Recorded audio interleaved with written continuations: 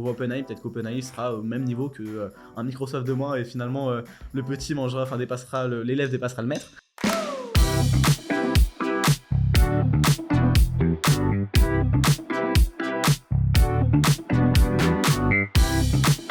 Bonjour Théo. Bonjour Rémi.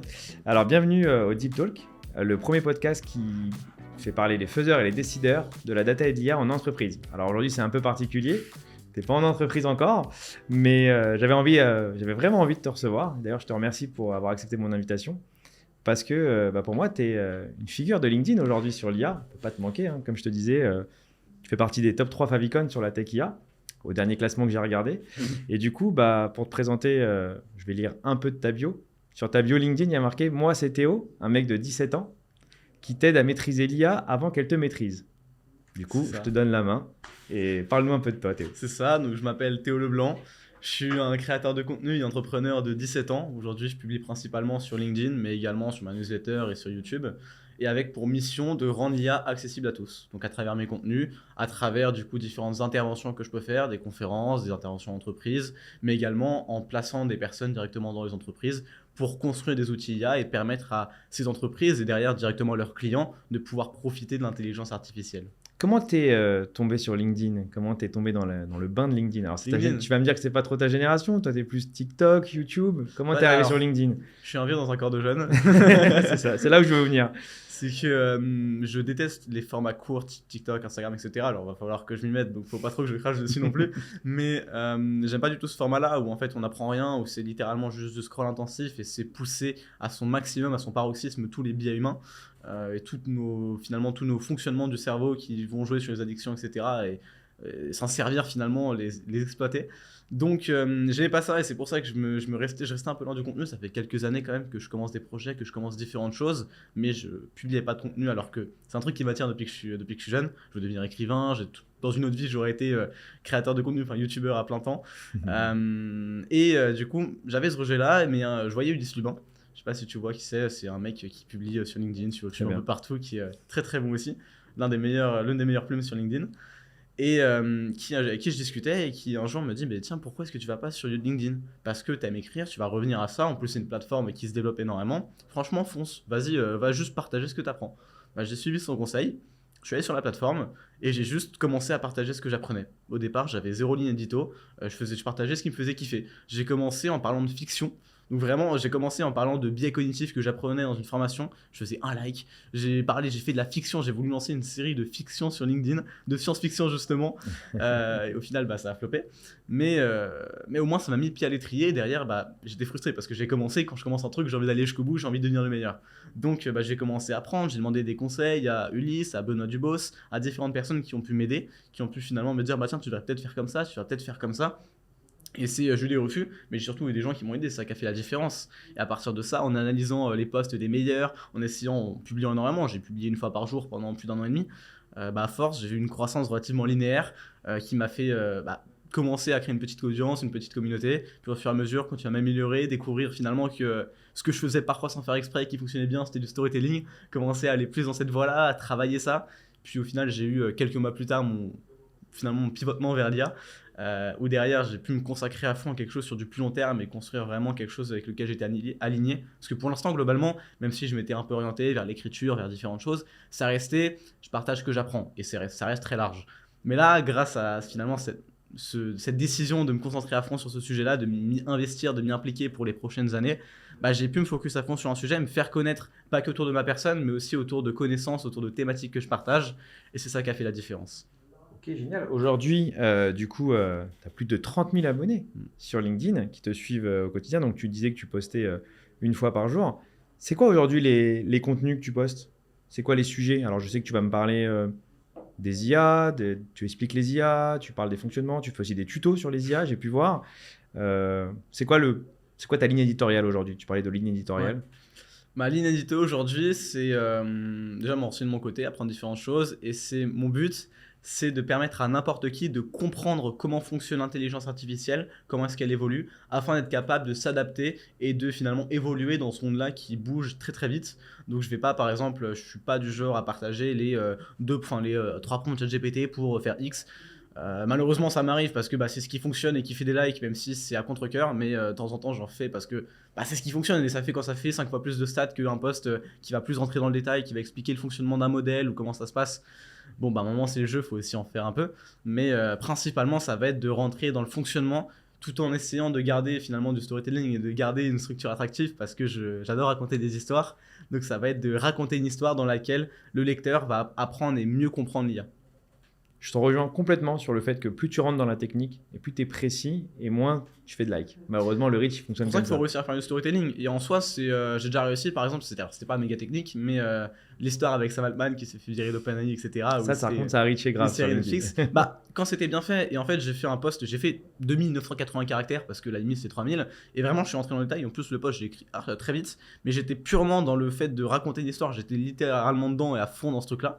Que le post était franchement excellent. Et d'ailleurs, il a fait plus de 2000 likes, alors que c'était pas vraiment putaclic globalement.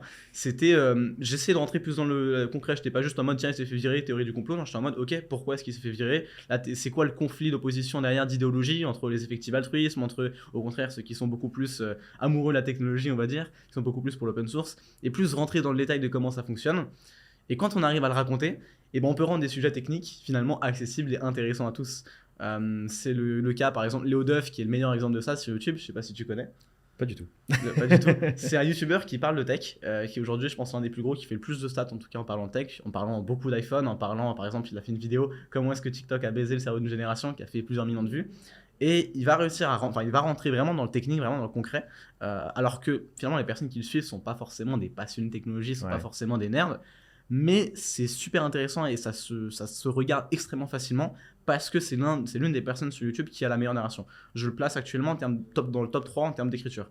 Parce qu'il crée des histoires de zéro, il est complètement fou. C'est excellent en termes d'écriture. Et ça, il arrive à rendre intéressant à n'importe qui un sujet tech comme la matière d'un composant de l'iPhone. Ouais. Et t'as 400 000 personnes qui regardent une vidéo de 15 minutes là-dessus. Incroyable. Je trouve ça fascinant.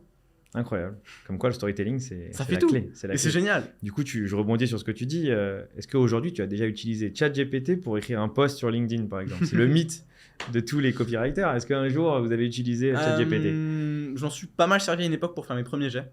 Donc, c'était pas la version finale. Et c'était une époque où j'avais un process qui était vraiment décomposé en plusieurs étapes, etc. Où c'était pratique. C'était la période où je travaillais le plus, passais le plus de temps pour chaque post. J'avais vraiment un processus assez complet. Et finalement, avoir ce premier jet avec ChatGPT n'était pas vraiment gênant. C'était une étape du process. Donc, la qualité, au final, ça dépendait d'autres facteurs. Ouais, je te confirme. Et, mais par contre, faire un post et le publier directement, ça fonctionnerait pas. Ça fonctionnerait, mais ce serait pas vraiment utile. Là où par contre c'est très fort, et j'ai déjà vu des exemples dont je ne citerai pas les noms parce qu'ils ont forcément envie d'être connus là-dessus. Quand on fine-tune un modèle avec l'écriture, avec beaucoup de matière, quand on a plusieurs centaines de posts à donner, qu'on fine-tune un modèle à écrire exactement comme ça, qu'on lui décrit une idée à l'oral par exemple en 30 secondes, 1 minute, là le post est extrêmement bon et exactement dans le même style. Ouais, je connais des gens qui font ça sur LinkedIn, dont je ne dirai pas les noms, mais personne ne s'en rend compte. Et franchement, les posts sont vraiment très bons comme ça. C'est ça en fait. Plus tu donnes à l'IA des exemples de posts et de lignes. Mais le fine-tuning, c'est tellement ce côté. Ouais. C'est exactement ça. Ok, parfait. Donc du coup, 17 ans, tu es rentré à l'ESSEC cette année, si je ne dis pas de bêtises. Comment tu arrives à trouver le temps entre tes études? Enfin, moi, je me rappelle quand j'étais étudiant, je passais mes journées sur les bouquins. Comment tu arrives à trouver le temps entre tes études, gérer ton LinkedIn, tes nouveaux réseaux sociaux que tu vas ouvrir là dans pas longtemps, ou même que tu as déjà commencé à ouvrir sur YouTube ta nouvelle chaîne. Sans côté d'autres projets dont je peux pas parler. Plus les projets que tu peux pas parler, tes enregistrements de podcast. Comment tu arrives à gérer tout ça? C'est une bonne question en fait, c'est pas moi, c'est une IA là, à la place. C'est ce que j'allais te dire. Tu utilises l'IA à côté, c'est pour ça que je te parlais d'IA sur LinkedIn, mais même pas. Tu vois, tu les écris toi en fait. On rigole, avec la robotique, c'est quelque chose qui devient vraiment de plus en plus possible et que ce soit en virtuel avec les avatars, avec du agent, tu connectes ça avec une API, un truc bien fine-tuné, ça se fait. C'est ça qui est effrayant. Mais non, pour l'instant je ne fais pas encore. C'est pas encore du deepfake, c'est bien Théo Leblanc qu'on a devant nous. Ouais, bientôt. Le pire, ce serait vraiment faisable facilement. Mais c'est ça qui est effrayant. Mais je dirais c'est appliqué involontairement mais à son paroxysme les 20-80, c'est-à-dire que tu vois, j'ai fait énormément de trucs, déjà j'ai l'impression de jamais en faire assez, j'ai l'impression que je bosse relativement très peu et en fait mes journées de travail sont pas si longues que ça, c'est peut-être quelques heures, ça va être entre du 4-5 et peut-être 8-9 heures, pas plus, ce qui est pas mal mais ce qui est pas énorme, sans compter que j'ai les cours Bon, je suis pas non plus le plus assidu en cours, on va dire, mais On diffusera pas ça aux professeurs de bah, l'ESSEC. dans tous les cas, ils le savent. Il y a des effets d'absence, mais je suis là aux examens, j'ai mes notes aux examens, ça fait le taf. Mais je dirais, c'est plus que finalement, je vais pas avoir le choix, comme j'ai plein de trucs à faire, que aussi j'ai très peu de temps pour les faire parce que j'ai différentes activités, parce que j'aime bien prendre mon temps pour faire des jeux vidéo, voir des potes aussi. Du coup, j'ai pas le choix que d'aller vite et potentiellement de faire uniquement la partie la plus intéressante. Et par exemple, mes newsletters, je me rends compte. C'est que même si parfois j'ai envie de faire un format très très long, bah, je me rends compte parce que par le temps ou quoi que sur ce sujet-là, finalement il va être plus court et parce que j'ai pas tant besoin d'en dire plus alors qu'il y en a d'autres. Je pense là dans l'exemple, c'est j'ai fait une newsletter extrêmement complète sur toutes les méthodes de prompting qui existent sur ChatGPT depuis 1 an, rentrer en détail du fonctionnement de ces méthodes-là et de pourquoi est-ce que ça fonctionne. Ça faisait plus de 50 000 caractères, ce qui est pas rien, qu'au final j'ai décomposé en 2 éditions parce que c'était trop long.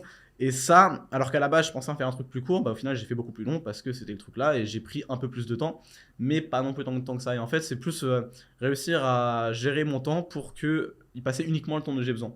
Et appliquer finalement involontairement à son paroxysme tout ce qui est du coup, quand c'est Parkinson où tu prends le temps dont tu as besoin, Pareto avec les 20-80, et tu appliques ça à son paroxysme, que ce soit volontaire ou pas, et bah, tu n'as juste pas le choix en fait. Et tu fais Combien d'abonnés tu as à ta newsletter? un peu plus de 7000, quelque chose comme ça, 7500. C'est génial, en très peu de temps du coup. En très peu de temps, en quelques mois, surtout que depuis quelques mois, j'en parle pas trop en public, parce que j'ai d'autres trucs dont je parle en public, comme Free.IA. Justement, c'est j'allais te dire comme Mais, Free.IA, enfin, comme Free.IA, comme une aussi. formation que j'ai lancée, que j'ai arrêtée aussi. Mais c'est ça qui est assez fou, c'est que globalement, parfois, je faisais juste un post par semaine, mais qu'elle prenait 300 abonnés par semaine. Donc, Alors, est-ce qu'on peut te parler un peu de tes revenus du coup à 17 ans ouais, bah oui. Je vais être honnête, c'est très variable parce que je fais plein de trucs et que pour l'instant, j'ai pas encore trouvé le business model. Enfin, je l'ai trouvé a priori, mais je l'ai pas encore lancé. Enfin, je vais pas parler publiquement. Mais avant ça, j'avais pas trouvé le truc qui me permettait d'être stable. Donc, c'est variable, c'est entre du 5 et 25-30 000 par mois, ça dépend des mois. C'est de CA parce que je dépense tout en fait en. Tu as l'honnêteté de prestataire. nous dire que c'est du CA parce que je connais pas mal de monde qui monte que le CA et qui monte pas aussi la Bah, enfin, dépense. non, alors. C'est de la marge, mais c'est pas du bénéfice. Parce que c'est de la marge, mais que je réinvestis tout finalement dans mes prestataires. Là, ce matin, je viens de signer un contrat qui va me coûter 3 000 euros par mois pour gérer du coup toutes mes conférences, gérer le fait de pouvoir par avoir plus de monde, etc. Avec une agence de relations presse et de talent management, je paye 1500 euros par mois, une agence pour gérer le Discord Free.IA, on parlera, pour avoir une meilleure expérience là-dessus. J'ai dépensé 15 000 euros pour différentes features sur le serveur pour avoir une meilleure expérience. Donc au final, j'ai réinvesti quasiment tout. Ce qui fait qu'en revenu pur, et j'ai la chance d'ailleurs, c'est pour ça que je peux me permettre, parce que je suis jeune, que j'ai la sécurité de mes parents, que ça va, ils n'ont pas de problème financier ou quoi, je peux me le permettre, j'ai cette chance-là, mais du coup j'en profite en investissant le plus possible sur mon futur. Comment t'as 17 ans? Enfin, moi à 17 ans, je jouais au Five avec mes copains ou à la PlayStation par exemple. Comment à 17 ans tu me parles de revenus, de CA, de marge, de médias, de presse Comment ça t'est venu tout ça? J'ai un cheat code, j'ai des parents entrepreneurs. Voilà. Ouais, mais pas que, c'est pas que ça, c'est pas possible. Comment t'es tombé dedans? Comment je suis tombé dedans grâce à ça. Je suis tombé dedans grâce à mes parents. Après, à l'époque, du coup, mes parents viennent du monde des ESN, viennent de ce monde très finalement corpo. J'ai découvert le business en ligne à mes 12 ans. Grâce à mon frère, grâce finalement aux formateurs en ligne, tout ce qui est Tougan Barra, Jean-Marie Corda, les FDPH se reconnaîtront. Cette appellation, c'est très drôle parce que cette communauté-là, quand tu connais quelqu'un, tu croises quelqu'un, il y a beaucoup plus de gens qu'on ne pense qu'on en fait partie. Quand tu croises quelqu'un et que tu lui en parles et que tu vois ses yeux s'illuminer, il y a un biais d'appartenance. Je ne connais aucune communauté qui a un biais d'appartenance comme celui-là. C'est hilarant. Alors je rebondis sur les communautés, tu me tends la perche. Free.IA, du coup Free.IA, qu'est-ce que c'est que Free.IA du coup? Parle de Free.IA. Ouais. Free.IA, c'est mon projet sur 5 à 10 ans, c'est de bâtir l'espace, finalement la communauté, mais je suis en train de réfléchir au bon terme, je pense pas que communauté c'est le bon terme, mais on va dire la plus grande communauté francophone sur l'IA, pour permettre à n'importe qui, enfin pour rendre l'IA accessible à tous à travers finalement un espace où les gens peuvent apprendre, où les gens peuvent partager les dernières choses qu'ils ont découvert, où les gens peuvent poser leurs questions, où les gens peuvent discuter entre eux à propos de l'IA, etc., peuvent tester des outils directement à travers des intégrations, à travers un petit mid-journée gratuit qu'on a réussi à plugger, c'est une petite astuce. Voilà. On ira voir sur le Discord directement. On ira voir sur le Discord directement. Je ne suis pas responsable. Donc c'est ça le but, c'est permettre à n'importe qui finalement, quel que soit son niveau, que ce soit un expert, que ce soit un débutant, que ce soit un mec qui commence à y toucher un peu, de pouvoir finalement continuer à apprendre et de partager sa passion, partager ses découvertes avec d'autres personnes. Bon, on mettra le petit lien pour Free.IA pour pouvoir rentrer sur la communauté. C'est gratuit, hein, tu nous C'est gratuit, bien sûr, c'est une communauté entièrement gratuite. On vise plusieurs centaines de milliers de membres, donc forcément que c'est gratuit. Aujourd'hui, on est autour des 4500 membres. C'est ça, à peu près 4000. Je pense d'ailleurs là-dessus, la prochaine étape potentiellement, ce sera d'en faire une sorte de Duolingo de l'IA, parce que c'est un modèle qui est plus simple à mettre en place et qui pour l'instant parle plus aux gens, pour ensuite en faire un gros espace où voilà, on verra d'ici quelques années comment ça évolue. Bon, alors dans le podcast, tu sais très bien qu'on reçoit beaucoup de Chief Data Officer de grands groupes français, internationaux. Tu as un profil un peu différent, c'était volontaire. Comment tu vois l'avenir pour les grands groupes avec l'arrivée de l'IA générative? Bah, c'est ceux qui vont pas l'appliquer vont se faire bouffer par ceux qui en profitent à fond. Simplement, c'est que la révolution de l'IA, en fait, il faut se rendre compte que Internet a été la dernière très grosse révolution, que les boîtes qui ont pris ce tournant-là, sont allées à fond dessus finalement, ont réussi à énormément se développer, qu'on voit aujourd'hui, si on regarde le top 10 des entreprises les plus valorisées en bourse ou n'importe où, il y en a quelques-unes qui sont dans la gestion de ressources fossiles, dans le pétrole, tout ça, mais la majorité, elles viennent d'Internet, elles viennent de la tech. Là, c'était une révolution seule. Actuellement, on est en phase, on arrive du coup. Alors, le truc, c'est qu'il n'y a pas qu'une révolution d'ailleurs. On parle beaucoup d'IA parce que c'est le sujet principal dans notre région finalement géographique. Mais il y a la robotique en même temps, il y a la cybernétique et le transhumanisme. Ces 4 pans-là qui vont finalement être une grosse révolution à peu près dans les mêmes échelles. Dans l'ordre, ce sera un peu différé, mais à peu près dans la même échelle de temps qu'on regardera après coup. C'est les 4 finalement grosses révolutions qui se passent en ce moment et qui vont faire la qui vont faire la différence, qui vont créer les géants de demain. On voit OpenAI, peut-être qu'OpenAI sera au même niveau que un Microsoft demain et finalement le petit mangera, enfin dépassera l'élève dépassera le maître. On voit finalement il y aura encore potentiellement plein d'autres boîtes qui vont se développer à partir de ça, qui vont créer des géants et qui seront dans 10, 20, 30 ans les prochains GAFAM. Donc les grands groupes soit finalement vont s'adapter, par exemple Microsoft le fait extrêmement bien, Oui. avec un développement externe, enfin un développement avec l'acquisition qui est extrêmement intéressant, et Satya Nadella est exceptionnel dans ce rôle-là. Je pense que dans quelques années, voire dizaines d'années, on se rappellera de lui surtout au niveau de Microsoft sur ce développement-là, qui est fascinant. Sur leur acquisition externe, c'est dingue entre eux. Finalement, on en parle, oui, OpenAI, mais pas que. Il y a du GitHub, il y a tous les différents outils qu'ils ont achetés, qu'ils ont intégrés, donc on n'est même pas LinkedIn. le nom. LinkedIn, entre autres, mais il y en a plein. Donc c'est un train qu'il faut prendre. Si on le prend pas, on est. Bah, c'est pas qu'il faut le prendre, c'est qu'en fait, soit on le prend, soit on reste derrière et qu'il y a le feu qui court derrière, quoi. Je vois ça un peu comme. Je sais plus le nom de la série, le train dans la neige, dans le monde gelé, Non. le Frost quelque chose. Le Snowpiercer, merci. Où finalement, bah, soit on prend le train et on continue d'avancer, soit finalement il y a le froid partout autour. Et alors, c'est pas vraiment la même chose, mais finalement, il y a la vague du passé qui arrive, quoi. Et soit on reste dans le passé, soit on continue d'avancer. Très bien. Donc on va tous prendre la vague. On a reçu le message. Du Faut coup, juste si on reste la sur... bonne planche de surf. Voilà, exactement. Si on reste sur les grands groupes, est-ce que tu as déjà formé des personnes au sein de ces entreprises? Est-ce que tu as pour but de les former? Ouais, j'ai déjà fait pas mal d'interventions, c'est un exercice que j'aime beaucoup, les interventions, les conférences, ce genre de choses finalement, avec un vrai objectif d'évangélisation de l'IA. On va pas rentrer dans l'intégration, ça je le fais aussi, mais je le délègue. Mais vraiment, aller former des grands groupes sur le fait de directement leur expliquer, ok, déjà, qu'est-ce que c'est l'IA, à quoi ça sert, et d'ailleurs leurs grands enjeux, leur grande problématique principale, c'est est-ce que c'est dangereux en termes de sécurité, notamment au niveau des données. C'est un énorme enjeu, il y a énormément de boîtes qui ont des enjeux de sécurité, des enjeux assez touchy, pas forcément dans des domaines comme l'armement ou ce genre de choses, même si ça concerne aussi, mais également dans des domaines de tous les jours. Quand on manipule des données de centaines de milliers de personnes, ouais, c'est sensible, il faut faire attention dans les outils qu'on utilise. Et c'est là où finalement ça va aussi être mon rôle d'expliquer, ok, voilà comment est le paysage aujourd'hui, voici quels sont les risques, voici comment est-ce qu'on peut s'en protéger à peu près plus ou moins, et voici comment est-ce que vous pouvez mettre en place, que vous ne pouvez pas mettre en place parce que c'est pour l'instant trop dangereux ou pas assez développé, trop expérimental. Donc c'est ça finalement le rôle que je vais avoir auprès des entreprises, leur permettre de rentrer dans le bain, mais avec une combinaison intégrale de protection. Et alors, ils ont besoin de Théo Leblanc pour se former, ou ils peuvent se former directement en interne avec les formateurs classiques? Pourquoi ils choisiraient Théo Leblanc et pas quelqu'un d'autre? Ça dépend, ils peuvent passer par n'importe quel autre formateur, mais je dirais il y a 2 points. Le premier, c'est que soit on passe par un ingénieur, sauf que le problème d'un ingénieur, c'est qu'ils baignent dans ce milieu-là depuis 20 ans, donc ils comprennent pas que les gens ne puissent pas connaître. Et le problème d'un ingénieur aujourd'hui, c'est pour ça que je m'entoure beaucoup d'ingénieurs, mais parce que c'est hyper intéressant, qu'ils ont beaucoup plus de connaissances techniques. Je sais que j'ai des lacunes techniques que je compense au fur et à mesure, mais les ingénieurs ne connaissent pas, c'est rare qu'ils se rendent compte du niveau de leur auditoire en face. Et c'est la problématique. C'est là où, du coup, d'ailleurs, c'est comme ça que se mettre au niveau en fait de son interlocuteur. C'est ça. Comme je suis passé par la phase de n'y connais rien, je peux comprendre à quel stade en sont les gens en face, et du coup, je peux m'adapter pour mieux vulgariser. C'est le premier point. Le deuxième point, c'est aussi que quand on cherche aujourd'hui à se former, le truc c'est que particulièrement dans un milieu qui se développe énormément, il y a tout. Il y a énormément d'offres, la quantité d'offres est complètement démesurée parce qu'il y a une demande, tout le monde en demande. Donc il y a énormément de gens qui se placent dessus. Le problème c'est qu'on ne peut pas vraiment savoir qui est pertinent ou pas. Il y a plein de gens qui sont très pertinents. Le seul truc c'est que généralement quand on veut passer par quelqu'un, c'est bien quand on a un engagement, quand on a finalement un moyen d'être sûr. Généralement ça passe par de la recommandation, ça passe par une image publique, mais ça peut aussi passer par le fait que ok la personne est publique, si jamais elle fait de la merde, bah, elle se fait détruire en ligne.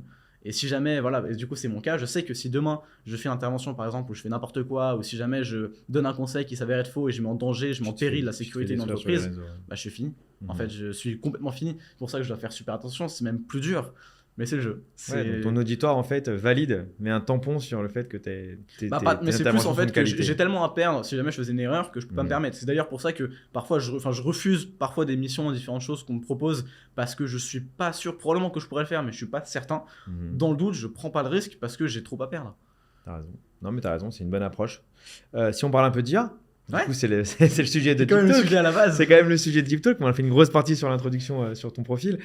Si on parle un peu d'IA, alors il y a plein d'outils qui utilisent. Si par exemple je suis voilà, tout nouveau, j'écoute le podcast, j'ai bien compris qu'il fallait que je me mette à la page. Et d'ailleurs, j'ai plein de gens qui me disent oui, il faut absolument que je me mette à l'IA. Par quoi il faut que je commence? Je crée un compte sur ChatGPT, je crée un compte sur Midjourney.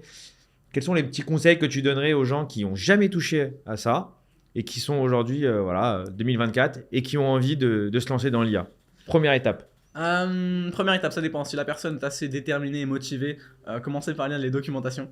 Alors ça va être plus compliqué parce que tu connais les gens sont feignants. Il faut être assez. C'est pour ça, ça dépend. C'est pour ça si les personnes ont déjà compris. Ok, si les personnes ont déjà compris l'intérêt de l'IA et veulent vraiment, parce que savent que c'est utile, mais veulent apprendre, dans ce cas-là, lire les documentations des gros outils, parce que on n'en parle pas du tout. Mais globalement, la majorité des astuces, des différentes choses qu'on a, soit c'est par de l'expérience, et ça, on peut obtenir les astuces des autres, mais ça se remplace jamais vraiment. Ou alors pour aller plus vite, c'est que ça vient des documentation et qu'en fait les personnes qui créent les outils souvent savent qu'est-ce qui fonctionne mieux ou pas sur leurs outils, ou enfin rajoutent finalement les retours de la communauté. C'est eux qui gèrent l'outil, donc ils voient très bien comment est-ce que les utilisateurs s'en servent le mieux. Donc dans les documentations, c'est là on peut trouver la majorité des meilleures astuces, ou au moins les astuces générales qui vont permettre d'arriver à un niveau de 60, 70, 80% finalement de très bons résultats avec un outil. C'est les 80% finalement qu'on va obtenir avec le 20% de temps uniquement à lire et à comprendre des documentations. Ce que je trouve complètement fou. Maintenant, si jamais on n'est pas encore conscient de à quel point est-ce que l'IA peut me servir, je trouve ça pertinent d'aller voir plus du coup du storytelling, on va dire, pour se motiver. Enfin, c'est paradoxal, mais aller voir, complètement l'IA, essayer de mieux comprendre l'IA, mais pas par l'approche technique, plus par l'approche purement finalement, qu'est-ce qui s'est passé, en quoi est-ce que c'est ouf. Et aller chercher, il y a plein de vidéos, il y a plein de documentaires qui peuvent regarder ce genre de choses finalement, qui vont permettre d'introduire doucement au concept, qui vont permettre finalement de s'intéresser au sujet sans devoir passer par une phase dure de technique ou quoi. Parce que, ça viendra forcément, mais parce qu'on peut rentrer progressivement dans le bain avec du contenu qui a été pensé pour être divertissement. Donc qui est sur le sujet, qui introduit différentes notions techniques, mais qui reste du divertissement pur à la base.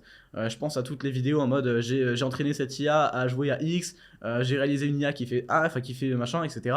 Ou même simplement un documentaire qui va être fait, je sais pas qu'il y en a encore, je pense que ça viendra bientôt dans les prochaines années, mais des documentaires qu'on va avoir sur OpenAI, sur Midjourney, ou simplement sur les IA qui existent depuis des dizaines d'années, dont on parle pas, sur un documentaire sur les algorithmes de recommandation. Les algorithmes, c'est de l'IA. Plein de choses comme ça, qui vont permettre au fur et à mesure de prendre conscience de l'impact qu'a l'IA et de l'intérêt, et là ça va permettre de plus facilement passer à la prochaine étape et de se former. Donc se documenter, regarder les vidéos. Si jamais de base on comprend pas déjà à quel point, quel rôle, quel intérêt a vraiment l'IA, je trouve c'est un peu, on peut pas directement dans la partie technique, mais on a de fortes chances d'arrêter, surtout de pas comprendre à quoi ça sert ce qu'on fait.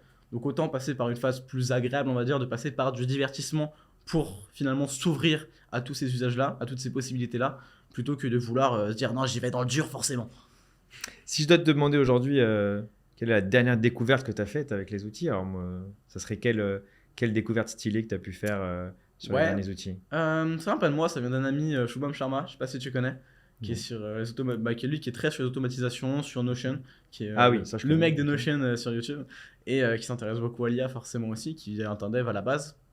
Très bon ami, et qui a découvert récemment un outil un projet open source qui a été décliné en outil, a été fait sur une boîte. Cet outil-là, ce projet, tu télécharges le projet, etc. En fait, quand tu le lances, tu définis la tâche que tu veux réaliser. Imaginons, je sais pas, je veux faire une analyse, rédiger, je sais pas, une newsletter sur X sujet. Ce qu'il va faire, c'est qu'il va prendre le contrôle de ton ordinateur, il va prendre un screenshot. Selon du coup ce screenshot, il va déterminer grâce à GPT Vision, il va déterminer ok quelle est l'action à faire pour arriver à mon résultat, etc. Et en fait c'est un combo entre AutoGPT qui va être capable de réfléchir aux actions qu'il doit faire et GPT Vision donc qui est capable de regarder qu'est-ce qui se passe actuellement sur ton ordinateur et en plus d'effectuer des actions. Donc taper du texte, cliquer à un endroit, etc. Donc théoriquement, alors pour l'instant c'est expérimental, on peut commencer à faire 2-3 trucs sympas mais c'est pas non plus le démon. Mais ça commence à être sympa, on voit quelques trucs sympas. Théoriquement, on pourrait dire finalement à l'IA, tiens fais ça. Lui donner notre ordinateur, qu'elle le fasse toute seule. Donc, on pourrait créer une ferme avec plein d'ordinateurs et l'IA qui le fait automatiquement. Donc, tu vois, toutes les sortes de fermes où c'est des. Je sais plus comment ça s'appelle le site, mais tu as des sites où tu peux déléguer à les Pakistanais ou ce genre de choses, finalement, les actions qui valent pas grand chose mais qu'on peut pas encore déléguer. Bah, maintenant, on va faire des fermes de. Pas des fermes d'humains, mais des fermes de machines, d'ordinateurs qui travaillent tout seuls. Génial, super, tu nous donneras le lien. Ça m'intéresse. C'est la dernière vidéo de Shubham Sharma, tu pourras la mettre en description. Génial. Bon, le marché va être vraiment chamboulé, on l'a bien compris, avec le développement des IA. Mais attention à ne pas faire une erreur, c'est que là où Internet par exemple était une révolution dans le sens où c'était un nouveau domaine, les IA sont une révolution dans le sens où c'est une amélioration en termes d'efficacité, c'est une amélioration sur tous les marchés, où finalement ça va augmenter la production et la productivité de toutes les personnes sur les marchés déjà existants. Et il faut faire attention, c'est pas exactement la même chose. C'est plus comparable à la révolution industrielle, par exemple, qui est intervenue dans les marchés déjà existants, mais qui a décuplé la production, plutôt que par rapport à Internet, qui est complètement un nouveau domaine. Justement, du coup, en termes de nouveaux métiers, est-ce que tu ne penses pas que avec ces IA, il y a des métiers qui vont disparaître? D'ailleurs, je me pose la question si je peux devenir menuisier, parce qu'au moins je sais que l'IA ne va jamais me remplacer, ou charpentier par exemple. Est-ce que d'après toi... C'est très optimiste ça, tu ne prends pas en compte les robots là. Oui, c'est vrai qu'avec les robots, mais on n'y est pas encore. J'ai vu des essais, ils ont encore un peu de mal les robots avec... Au Japon c'est pas mal. Hein. On n'en a pas besoin en Occident, c'est pour ça. Ça doit coûter super cher en plus. Je pense à produire. À vérifier. Bon. Enfin, je sais qu'au Japon... Tu mises sur les robots d'ici 2024 ? Alors, ça dépend où. En Occident, pas trop, parce qu'on a trop de main-d'œuvre. Enfin, relativement, on a des taux de chômage, etc. On a le problème, on veut créer des emplois. Alors que l'emploi, c'est censé résoudre un problème. Il y a quand même un truc assez paradoxal. Par exemple, en Asie, particulièrement au Japon ou en Corée du Sud ou en Chine aussi, où on commence à avoir ce problème-là, où il y a un problème démographique, il manque de main-d'œuvre. Bizarrement, la robotique, elle va beaucoup plus vite. Donc, forcément. Bah oui. Et là-bas, par exemple, ça devient assez. Enfin, ça devient déjà, comment dans ce que je sais, ça devient déjà possible d'avoir des serveurs robots, etc. Mais qui existent déjà depuis quelques années. Ouais, ça j'avais déjà vu. Voilà. C'est ce qui est complètement fou. Ménage robot. On a déjà des robots qui existent, qui sont au quotidien et qui sont autonomes. Enfin, relativement autonomes. Donc. Alors après, j'ai toujours un peu peur des robots parce que je vois toujours l'exemple de Tesla avec la voiture autonome. J'ai encore vu un article la semaine dernière où il y a eu énormément d'accidents et des voitures qui ont été rappelées. Donc, à vérifier. Oui, mais par rapport à l'humain. Je vois bien le serveur te faire tomber le plateau. Ou, c'est comme. Je me suis amusé là-dessus sur ma dernière vidéo YouTube où c'était sur les domaines d'analyse d'urgence où finalement on servait, donc tester finalement un outil. Je sais plus si c'était GPT ou c'était un autre pour directement analyser quel est faire un diagnostic du problème. ChatGPT avait 97% de réussite. Donc ça fait 3% d'erreur. C'est beaucoup. C'est beaucoup 3%. On peut se dire, bah non, c'est pas possible. Sur un diagnostic médical. Voilà, un diagnostic, on peut pas le mettre en place. À ton avis, c'était quoi le pourcentage de réussite des humains? Je pense que c'était beaucoup moins. On doit être à 90%. 87? Voilà. Ouais, j'étais à 90%. Voilà. Donc ça, je trouve ça fascinant. Mais comme c'est un humain, c'est pas grave, on pardonne. Bah, l'erreur est humaine. Hein. Ouais, c'est ça, voilà, le fameux slogan. Mais quand l'erreur concerne des centaines de millions de vies, c'est plus compliqué. Mais c'est la problématique en fait. C'est que oui, il y a des erreurs, mais l'humain aussi. En fait, c'est pas l'enjeu, c'est pas est-ce qu'il y a 1 pour 1 millième d'erreur. Bah, en fait, ça fera toujours plus parler parce que c'est un robot, etc. Donc on en parle plus parce que c'est extrêmement pratique pour ceux qui veulent avoir un lobby anti-IA ou anti-robot pour X raisons. Tu viens de comparer le nombre d'accidents de voitures causés par les humains, du coup. C'est ça. Enfin, oui, il y a des accidents causés par les voitures autonomes, et c'est pour ça qu'on n'aura jamais de voiture 100% autonome. Ouais. Combien est-ce qu'il y a d'accidents causés par des humains? D'ailleurs, souvent les accidents causés par les IA sont à cause d'humains qui ont un comportement bizarre. Oui, sur la route, exactement. Voilà. Donc, si on avait que des voitures autonomes, il n'y aurait aucun accident. Ouais, bah oui, parce que tout le monde fonctionnerait pareil. Intéressant, non, c'est intéressant. D'accord. Donc du coup, alors je reviens à ma question même, parce que du coup, je suis resté menuisier en attendant. Dans 10 ans, avec le développement des IA, qu'est-ce qui va être disrupté à ton avis? Déjà, tous les métiers, la grosse masse de métiers intellectuels qui ne fait pas partie du top 1% de ces domaines-là va être remplacée parce qu'il ne va plus servir à rien. Le top 1% sera toujours là, parce que d'ailleurs ce sera à partir d'eux qu'on entraînera les IA, Par D'ailleurs, contre, Meta recherche des experts sur tous les métiers. Bah, normal. Chimistes, Normal. scientifiques, mécaniciens. Mais Meta, ils font des IA dans tout, Ouais. c'est assez fascinant. Mais c'est pour ça que les 99% restants, tous les freelances sur Malte qui sont à 20 € de l'heure, toutes les personnes, les consultants classiques en agence de communication, etc., vont se faire remplacer parce que bah, les IA feront mieux en fait. Et Et c'est plus pas- rapide. Mieux, plus rapide, plus moins rapide, cher. etc., coûteront beaucoup moins, elles vont pas se plaindre, elles vont pas se plaindre quand elles auront des heures sup, elles vont bosser 24 heures sur 24, il n'y aura pas d'arrêt maladie, il n'y aura pas d'arrêt de grossesse ou quoi que ce soit, il n'y aura pas d'arrêt d'essai, c'est triste, mais finalement c'est relativement hyper intéressant d'un point de vue uniquement capitaliste. Donc, et pourtant c'est pas un mal, au contraire c'est une bonne chose, parce que ça veut dire, quand même il faut se rappeler qu'un métier, ça a pour but de résoudre un problème. Si jamais on résout le problème, enfin si jamais il n'y a plus de métier, ça veut dire qu'on a résolu le problème et qu'on peut passer à un autre problème. Je pense qu'on n'en manque pas. C'est ça. C'est globalement, on a plein de problèmes, que ce soit l'écologie, que ce soit les problèmes sociaux, que ce soit les problèmes humanitaires, que ce soit les problèmes de santé mentale. Il y a une infinité de problèmes. On a vu sur les cristaux, par exemple, les IA qui ont fait. C'est une dinguerie, mais ça, c'est un truc de fou. Sujet, tu peux nous en parler? L'IA Gnome de Google qui a finalement fait gagner 700 ans dans la recherche sur les découvertes de nouvelles matières. Ça fait des années qu'à chaque fois qu'on a une nouvelle matière, on se dit bah tiens, peut-être que c'est la nouvelle matière supraconductrice qui va révolutionner le monde de l'énergie, qui va permettre de créer des batteries bien plus importantes. Bah ça, c'est sur une échelle de quelques années. On vient de gagner 700 ans. Bon.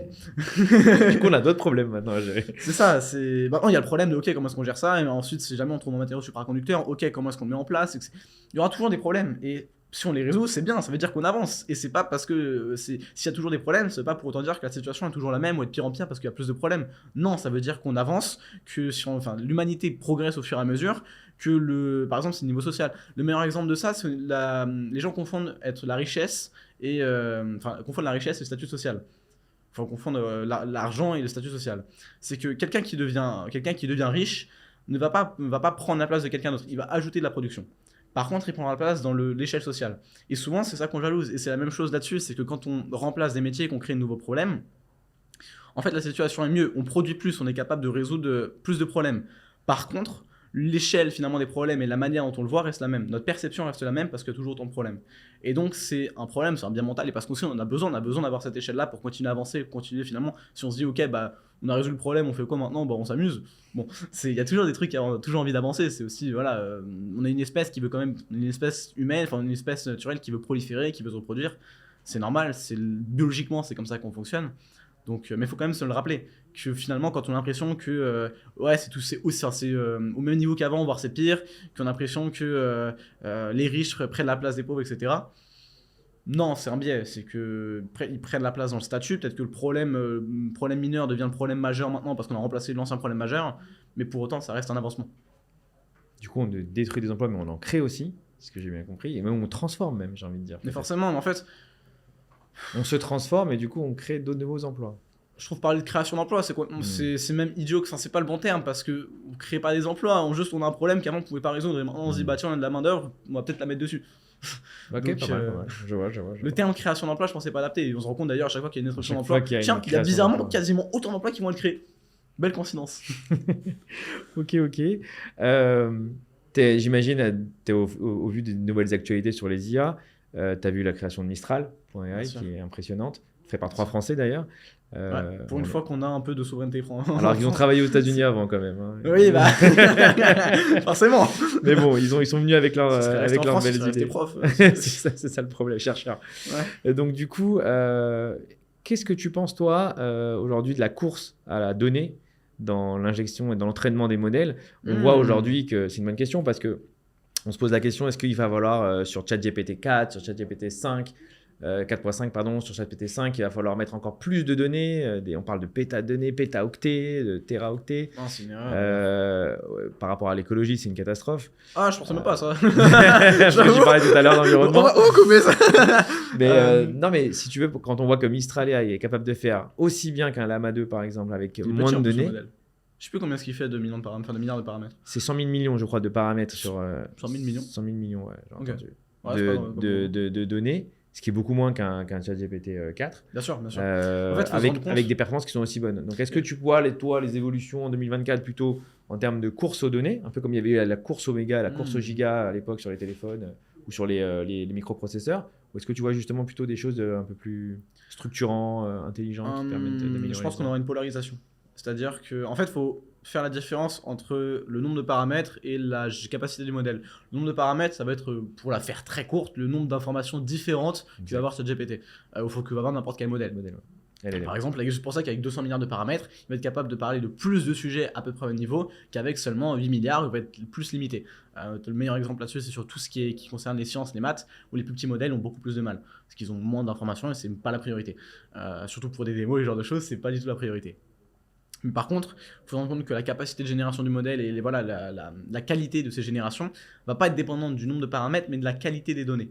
Et c'est pour ça qu'on se dirige de plus en plus vers des tout petits modèles avec des très très bonnes qualités, des très très bonnes données, parce que justement, on arrive à avoir des très bons résultats plus spécifiques, on a des résultats potentiellement larges, c'est pas aussi polyvalent que ChatGPT, mais par contre, on est capable de le faire tourner en local sur un petit ordinateur, on est capable, ça prend moins de ressources, moins d'énergie. Ça consomme moins de ressources. Ça veut dire que derrière, on peut entraîner des modèles beaucoup plus rapidement. Il faut comme se rappeler que ça prend du temps, que ça coûte moins cher, ça coûte quand même très cher d'entraîner des modèles.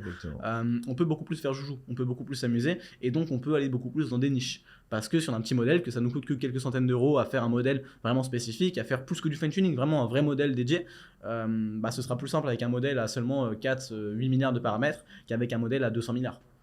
Donc, avant, c'est sur ça qu'on se dirige. Ça, l'open source aussi. C'est parce que c'est lié. C'est parce que on va vers l'open source que les modèles se réduisent. Parce que pour des entreprises privées, alors c'est aussi bien d'avoir une réduction des coûts, mais elles ont les moyens d'avoir des modèles à 200 milliards et de jouer avec. Des mecs qui vont s'amuser sur Inface, qui vont développer leur propre outil dans leur coin, ils n'ont pas les moyens.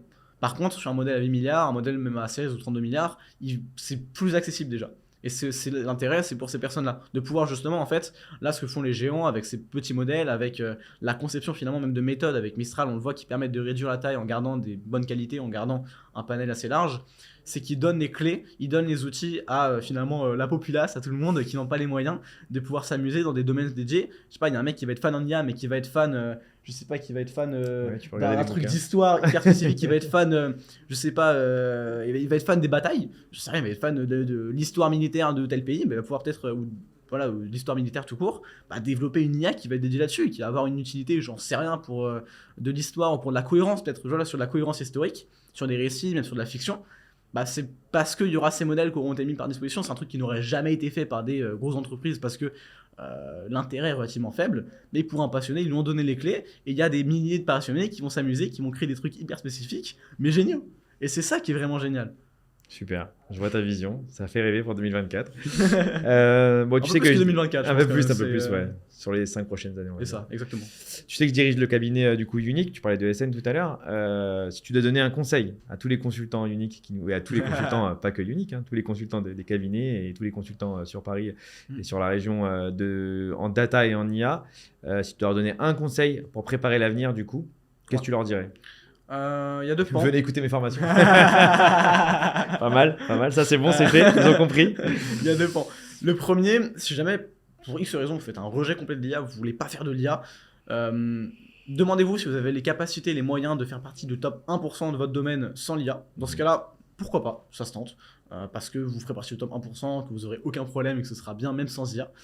Par contre, si vous comprenez que vous n'avez pas les moyens, ou même que l'IA vous intéresse, dans ce cas-là, ok, réfléchissez à comment est-ce que je peux faire la différence, comment est-ce qu'en combinant les compétences et l'expérience que j'ai déjà et avec les nouveaux outils, je peux arriver finalement à un point que les autres ne pourront pas atteindre, ou que ce sera difficile d'atteindre. Parce que faut se rendre compte que quand on se dit, j'ai fait ma carrière en graphisme, il y a l'IA, je vais m'en servir pour devenir développeur. Ok, du coup on part au même niveau que tout le monde. Et donc c'est là, ça n'a pas d'intérêt, il n'y a pas de différence, c'est tout le monde part au même niveau, on repart au niveau 0. C'est comme si on commençait à développer il y a 10 ans, ça aurait été le même niveau. C'est juste que ça devient plus la barrière à l'entrée diminue et que tout le monde part un peu plus loin. Mais ça reste la même chose. Il faut se demander, par rapport à ce que je sais déjà, ou même ce qui m'intéresse, où est-ce que je peux aller où j'aurai un avantage par rapport aux autres ? Où est-ce que je peux aller où j'ai un intérêt, un trajectoire étrange sans savoir pourquoi ? Est-ce que peut-être ça va être dans la création, peut-être que ça va être, j'en sais rien, dans le design, peut-être que ça va être dans n'importe quoi. Mais se demander où est-ce que je peux aller faire ma différence. Personnellement, c'est dans l'éducation, c'est dans la création. J'ai une amie qui est une ancienne DA qui, avec les IA, s'est plongée à fond dans Midjourney et qui aujourd'hui fait partie des 10 artistes Midjourney les plus reconnus dans le monde parce qu'elle a utilisé son passé. Exactement. Et il faut se demander, faut partir finalement de ses forces sur son passé, construire sur son passé pour préparer son futur grâce aux outils du présent. Pas mal comme slogan. Hyper optimiste. Du coup, tu t'envoies un bon message à ces parce que, imaginons, dans le pire des cas, l'IA nous bute tous, on est foutus. C'est Bah, ça. à quoi ça sert d'être pessimiste? Dans tous les cas, c'est Worst fini. case scénario. On Worst n'aura case pas les scénario. moyens d'aller contre, donc autant s'amuser, autant avoir une vision positive. Autant rentrer dedans, c'est clair, c'est clair. Mais génial, écoute, c'est hyper intéressant tout ça. Si tu dois nous parler un peu de tes actualités, du coup, tu nous parlais de newsletter, tu nous parlais de Free.ia. Ouais. Je crois que tu lances aussi bientôt des nouvelles chaînes.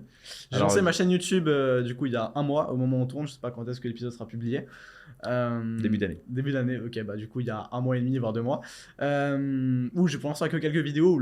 Pareil, là c'est justement mon but, là où je vais plus sur mes autres plateformes, rentrer plus dans le. Parce qu'aujourd'hui, tu étais contenu full dans le méthode. LinkedIn. LinkedIn newsletter, ouais. Newsletter.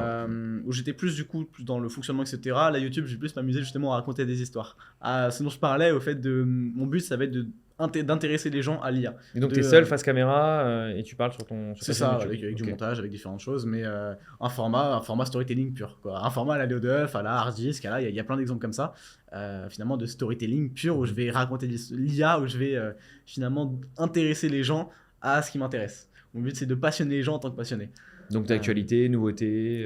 C'est ça, bah, plus raconter les histoires. D'accord. Tu vois, un peu ok. comme ce que peut faire un Seb aussi, que tu connais, sur la musique. Ouais. Bah, faire ça sur l'IA. Tu vois, il y a des gens, par exemple, je m'intéresse pas à la musique, pourtant ces vidéos elles sont incroyables parce qu'ils racontent bien. Donc mon but c'est de faire la même chose sur l'IA. D'accord. C'est format court. Format de généralement au moins une dizaine de minutes. Dizaine de C'est le minutes. format Ok, d'une super histoire. intéressant. Entre, on va dire, 6 et 15 minutes. Super Donc, intéressant. et ben, d'ailleurs, au moment où ça sera publié, Mhm. probablement si c'est en janvier, je serai probablement du coup dans. J'ai envie de me donner un challenge justement pour progresser. Parce que quand je fais un truc, justement, je le fais à fond. Tu peux publier une fois par semaine, non? Non, une fois par jour. Une fois par jour, pardon. Une fois par jour. Je me suis dit, bah tiens, je suis pas encore assez bon, je progresse pas assez vite sur l'écriture. Et si je devenais maso et que je me faisais un script par jour, un truc qui prend une semaine normalement. Ça promet pour tes résultats à l'école, hein, du coup. J'ai passé mes examens, ce sera dans 3-4 mois les prochains. Ça va, c'est bon alors. On est bon, on est bon. Donc, Ok, parfait. Bah, alors, petit mot de la fin, du coup. On en parlait un petit peu avant le podcast. Si tu dois nous citer un livre. Un livre intéressant à lire Dédié à l'IA ou en général? en général. En général. Quelle est ma dernière lecture que j'ai bien aimée, qui était intéressante? Bon, allez, ma dernière lecture papier, on va dire, qui est un classique dont j'ai déjà parlé, c'est Dune, forcément, qui est un classique que tout le monde connaît généralement. J'irai le lire, perdu. t'inquiète pas. Ne me vise pas. Je vais aller le lire. Qui est intéressant, alors qui est pas tant. Enfin, il y a un peu de. On parle un peu de tech, on parle un peu de djihad dans une phase détournée, notamment avec le djihad butlérien qui est évoqué, qui est globalement dans le passé de Dune, en fait, où il y a où les machines justement sont devenues intelligentes, se sont révoltées contre les humains, et il y a eu une guerre, et bref, les machines se sont fait battre, et du coup, toutes les machines sont bannies. C'est aussi un prétexte pour revenir à des combats à l'épée et revenir à des trucs un peu stylés. Mais du coup, c'est pas intéressant et c'est un bouquin qui va vraiment rentrer dans le détail, qui va recréer un univers virtuel. C'est là où Frank Herbert est très très bon. C'est finalement recréer un monde virtuel. Ce qu'aujourd'hui, lui, il le fait à travers les livres. Et aujourd'hui, on est capable de recréer des mondes virtuels avec des personnalités autonomes grâce à de l'IA. Il y a des initiatives qui ont été faites là-dessus et je trouve ça complètement dingue de pouvoir recréer un monde, même un jeu vidéo, où les personnages à l'intérieur ont l'impression de vivre réellement. Alors, ça peut se rapprocher d'un scénario de Black Mirror où on se rend compte que finalement, nous-mêmes, on est uniquement des personnages animés d'une Exact. conscience propre dans une simulation plus haute. Mais je trouve ça quand même archi délire. Ah bah, on ira Et voir, complètement on va le lire. L'AGI, pour finir. Ouais, oula. Allez, mot de la fin, de la Pour fin, de finir, la fin. c'est un truc sur lequel on pourrait parler pendant une demi-heure. L'AGI. Ah, parce que tu me parlais de monde virtuel, d'intelligence artificielle. Ouais, la GI. Est-ce qu'on y a? Est-ce qu'on y va? Est-ce que tu y crois? Est-ce que c'est utopique? Oula, utopique, je pense pas. Déjà, faut se rendre compte, la GI, pour expliquer rapidement, ce serait Vas-y, une vas-y. intelligence artificielle générale qui serait capable de globalement tout faire, ou en tout cas faire tout ce qu'un humain serait capable de faire. Ce qui signifierait donc que théoriquement, l'humain n'aurait plus de valeur, en tout cas de valeur ajoutée. Théoriquement. Parce qu'il y a aussi du coup l'intellect, il y a aussi les idées, il y a aussi plein de choses. Mais est-ce que l'IA n'est pas capable de relier les idées, puisque les idées, c'est finalement uniquement faire des liens entre d'autres idées. Bref. Techniquement parlant, on n'est pas capable de créer une AGI aujourd'hui. Et on ne voit pas, en fait, aujourd'hui, on ne voit pas comment est-ce qu'on serait capable d'en créer une. Par contre, en pratique, on se rend compte que les différentes étapes qui amènent à l'AGI, justement, qui est l'objectif de différentes compagnies, on les brûle quand même assez vite. Ah, ça va très, très vite. Ça va très vite. Alors, attention, parce que parfois on a l'impression finalement qu'il y a différents aspects de la GI qu'on arrive à atteindre, mais en fait c'est de l'illusion. On arrive à atteindre, on a cette apparence-là, mais le fonctionnement fait qu'on est aux limites de ce fonctionnement-là, et c'est un peu plus un tour de passe-passe qui nous permet d'avoir cette illusion-là. Je pense par exemple au multimodal de ChatGPT, qui n'est pas un vrai multimodal, qui est un multimodal où on a construit des fonctions à côté, à la fin on leur a mis bah tiens, fonctionnez ensemble. C'est pas un vrai multimodal. Par exemple le Gemini, la promesse de Gemini, c'est d'être un vrai multimodal. On va pas parler de Gemini parce qu'on n'a pas le temps. Mais donc techniquement, on n'en est pas capable, on voit pas comment est-ce qu'on serait capable. Par contre, concrètement, on avance de plus en plus vite et la barrière technique, c'est qu'une question de temps. Quel horizon, je ne sais pas. C'est peut-être d'ailleurs ce qui a peut-être fait sauter Sam Altman. Non, ce serait plus Q-Star. Ce qui paraît qui est une étape sur le chemin de l'AGI, mais qui est plus lié au maths et qui est plus lié, en fait, globalement, pour la faire très courte. A priori, c'est une rumeur, mais ce pourrait être l'une des raisons possibles pour le départ et l'histoire de Sam Altman. Q-Star, qui serait le dernier développement qui a été leaké, qui a été validé par OpenAI à propos d'une avancée de ChatGPT, qui sera donc dans le prochain GPT, donc GPT-5, on attend, qui a résolu un problème de maths sur lequel il n'avait pas été entraîné.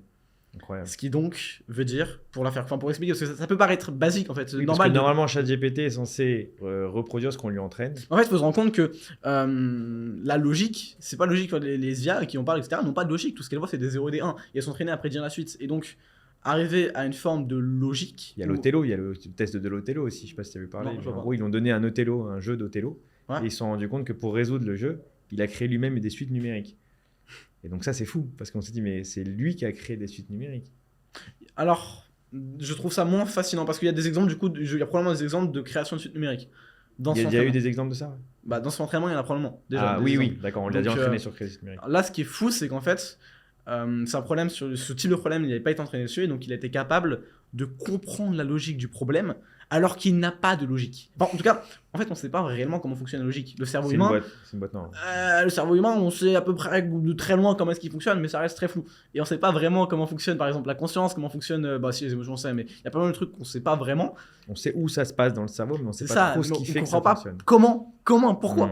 Donc peut-être qu'en fait, on va se retrouver à créer une conscience sans faire exprès, et qui serait potentiellement un chemin vers l'AGI, d'ailleurs, qui est...